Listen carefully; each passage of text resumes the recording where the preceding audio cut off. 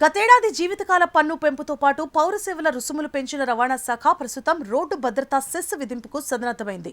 మార్చి 1 నుంచి కొనుగోలు చేసే వాహనాలపై రోడ్డు భద్రతా పన్ను వడ్డించనుంది.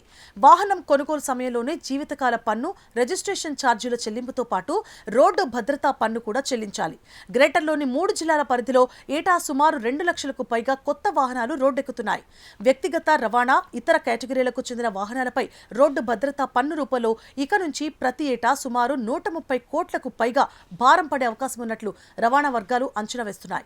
కేంద్ర ప్రభుత్వం అమల్లోకి తెచ్చిన రోడ్డు భద్రతా చట్టంలో భాగంగా సెస్ విధింపు తప్పనిసరిగా మారినట్లు అధికారులు తెలిపారు.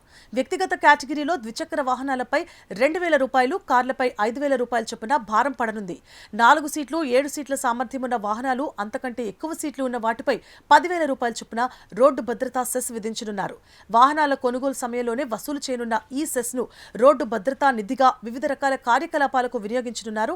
ప్రస్తుతం గ్రేటర్ హైదరాబాద్ లో 89 లక్షల వాహనాలుండగా వీటిలో 65 లక్షల వరకు బైక్లే. కొత్తగా కొనుగోలు చేసే వాహనాల్లోనూ బైక్లే ఎక్కువగా ఉండనున్నాయి.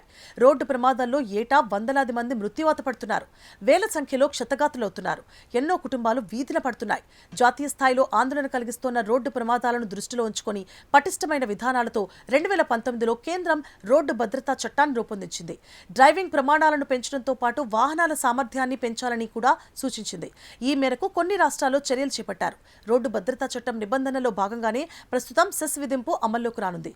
మరోవైపు సుప్రీంకోర్టు రోడ్డు భద్రతా కమిటీ సైతం ప్రమాదాల నియంత్రణకు ప్రత్యేక నిధి అవసరమని, ఈ దిశగా చర్యలు తీసుకోవాలని ఆదేశించింది.